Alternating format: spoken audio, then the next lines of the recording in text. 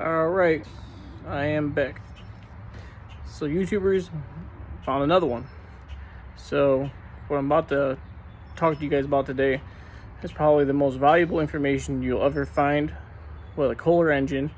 Not sure if every Kohler would ever have this issue, or even who knows, but I never thought that I would run into this issue. But I'm going to turn you around. I'm going to show you the green mower, the same one I showed you in the last video, and I'm pretty much briefly explain real quick what happened. So I was on a lawn, started up the mower that morning, everything was fine, everything was okay. I got to a lawn, I started mowing, turned on the blades, didn't really think much about it until the motor all of a sudden died. Like, what the heck? So anyways, to not drag this out, the mower was having an issue that I didn't even know about. Now, previous to this, probably 5-6 days, I ran the mower for hours. No problems, no shutdowns, no weirdness. Oil level was fine, fuel, plenty of it. It has 12 gallons, I believe, on both tanks here. And I couldn't seem to figure out what the heck I did. So I was scratching my head like, okay, why is my mower dying? Why did it stop running when it was on full throttle? So anyways, I started cranking it. It was acting like it didn't want to start. I was like, it was cranking and cranking, and I couldn't figure out what the heck just happened. I was like, I lost something, or maybe a loose wire, I don't know. Now, we all know this mower is, a little bit older than the other Husqvarna I have. Obviously, the Husqvarna is pretty much brand new. This green mower has like 1,000 hours, but let's put it out there that I didn't think there was a wiring problem, nor did I know if there was a problem with the wiring, because I already checked it at Rant all last year with all the same stuff that I got it with. So anyways, I'm gonna flip you around, I'm gonna show you a couple of things, and I'm gonna show you what I found. Now, remind you on all this, so it shut down. I couldn't get it started right away. Eventually, let me just continue this so you can understand where I'm coming from when I say this. The motor eventually started back up. I kept thinking my seat sensor might be messed up. Maybe I hit a bump and it just finally quit working. That wasn't the case either. I jumped it to see if it would work. That wasn't the problem. It wasn't anything related to the mower itself. So I'm trying to figure out what the heck. I'm like, all right, so it got started up again. Thought, well, I'm going to have to look at that. I'm going to have to figure out what the heck is going on. Short story is, I'm making another pass in this lawn.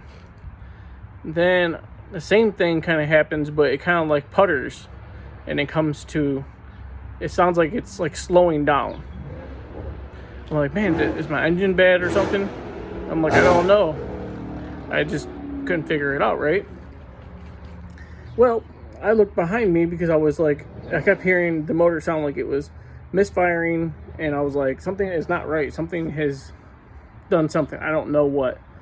And I didn't see anything wrong when I hopped off to check the seat sensor or whatever, or anything like that. I didn't see no random anything leaking or nothing like that. But what I found was a huge flame that was probably the most scariest thing I ever seen come up out of an exhaust. And I was like, whoa, wait a minute. And shut the mower down. No. The flame was probably, I don't know, I'm just guessing, probably 10 inches long, 11 inches, just giving it an estimate. It was coming out like pretty rough, like straight flame, like a torch. Didn't know what the heck happened. Jumped off the mower, in park, and shut it down and was looking. And for about 3 minutes, I watched this thing with a flame hanging out of its exhaust. Now, obviously, when I shut the motor down, it wasn't as bad. It was probably about 2 or 3 inches, 4 inches, and it kept on and on and on. And all I kept thinking was, what in the heck did I do? Well, let's talk about it, because I had no idea. And the reason I'm making this video is for good information for people that run into this issue, and this will make sense here in a minute when I tell you. Now, I had to call a dealer to find this out. Now, the reason I never took it to a dealer because they told me it would take 5 weeks, and I was like, what? To get it fixed? Now, I called them before I even decided to even make any decision on bringing the mower in, because I was like, well, if this is something I'll fix, I'll do it. Short story is, let's get down to it. I'm going to flip you around and I'm going to show you something that everybody goes through probably once or twice, whether it's a clogged up piece of junk or if it's just something else. In this case, this unit was not clogged, but I'm gonna show you what it was, and I'm going to give you the information on how to fix it. If you have a Kohler motor or anything similar, whether it's Briggs & Stratton, Kawasaki, check this first, because what I did saved me one heck of a bill. And the guy let me know it was 5 weeks out, and it was probably going to cost me about $300 to $400, somewhere in rough, for the service and to diagnose the problem exactly, so that way we could figure out what the heck was going on. And I wasn't willing to do that, so I was like, well, can you tell me what it is? I'll pay you, X amount of dollars. I'll pay you something. I'll pay you a service fee. You freaking just tell me what it is. The guy goes, you don't have to do that. He said, you need to change this part, which I'm about to show you right now. So I'm gonna flip you around and I'm gonna show you. And he also said, change this part, and then it should fix the problem. That's most commonly what goes wrong with those kind of engines. So hold on 1 second. I'm gonna flip you around. All right. You're probably thinking, what the heck? It's dirty, isn't it? And it's real dirty. Anyways, this is a carburetor on a 22 horsepower Kohler Command. Now, obviously this is an older version. It's probably back from when the motor was built. I don't know too much about it other than what I've already told you. So, the guy said at the dealer that I talked to, he said, change your carburetor. And then change this fuel pump on the motor, and everything should be all right. And obviously this is not the stock, air cleaner on this machine. I was having a little fun while I was, after I figured out what the problem was and realized everything was okay. Now this is the thing. The motor did not get hurt in the process, thank God. But see that pipe right there? I kid you not. Here's the back of the muffler over here. Okay, see that? The flame was out here that I was talking about. That was a pretty intense situation. Thank God it didn't burn nothing. You know what I mean? It kind of just was letting loose. So, yeah, the motor's dirty. I've been running it since, all that stuff happened and stuff like that. But now we have a brand new carburetor on here. Fresh right there. It's a brand new, I believe somebody said that's something with the fuel right there, that wire with the zip tie right there. That's forced on and off, so the fuel, the key, I forgot the exact name of it right now. But anyways, it runs good, and it probably runs better than I ever thought it would. And, just for giggles, I'll give you guys a little crank up, just to have a little fun. Let's see here. Grab me a key.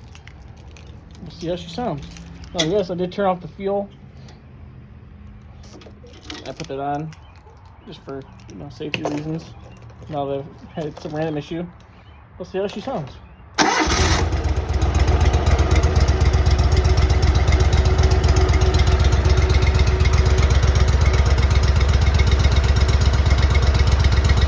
Sounds pretty good. I think it sounds better than what it did. But, yeah.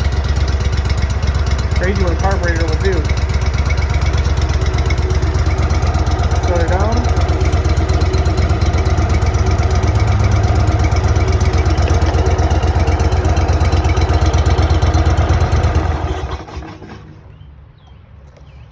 All right. So now, you might be asking yourself, why the heck did you put this nice chrome air cleaner on? Well, let me just say this. This air cleaner I got from AutoZone. It's probably for an old school like setup for smaller, areas inside the hood. An older carbureted engine, which in my situation I'm carbureted. And so I decided, well, it's the same size filter as the one I already have. And normally on the Kohlers, you have a little plastic box that goes like from here around to the other side. You see that little breather thing right here? When your engine's turning, air will come out, okay? And it will kind of like blow back on this or whatever. And that's all peachy. I think it's great. But I think I would like to have a little more cooler air back here, So I was like, when that plastic's on here, you have a chance that a lot of hot air is coming from the motor and it's being circulated back into the motor.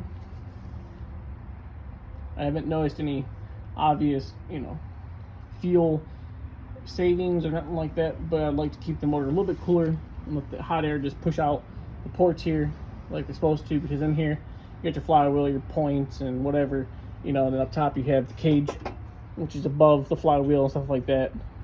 And yeah, so anyways, just want to point out, if you're spitting flames and you're wondering what the heck is going on and you don't know what happened, start with your carburetor.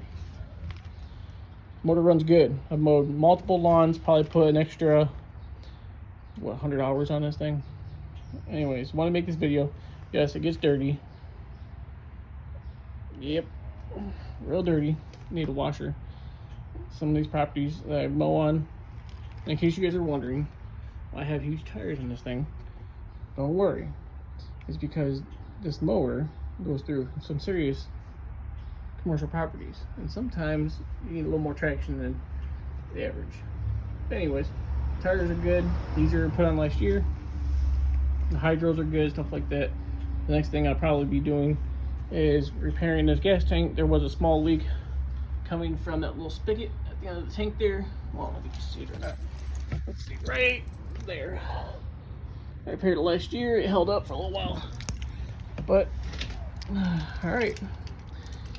If you're shooting flames out of a Kohler 22, or if you're just having the same problem with a Kawasaki or something, call a dealer.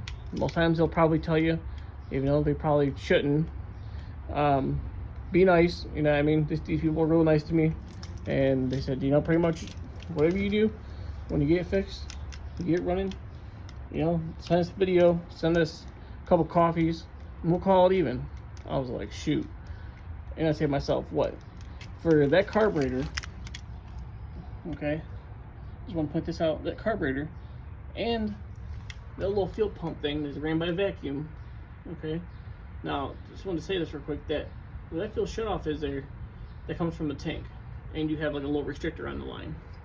And it goes from, so here it comes in, and then that vacuum from the motor creates like a pulse, is what somebody said. I've never really checked into what it does, but that's what pretty much somebody said. And then it causes the fuel to come over here, and then boom, up into the carburetor on the side.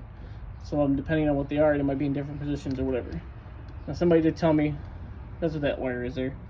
This one right there is a fuel solenoid. That could be another issue too, that the carburetor was probably having issues with the solenoid shutting off and on. Well, in this case, it was not.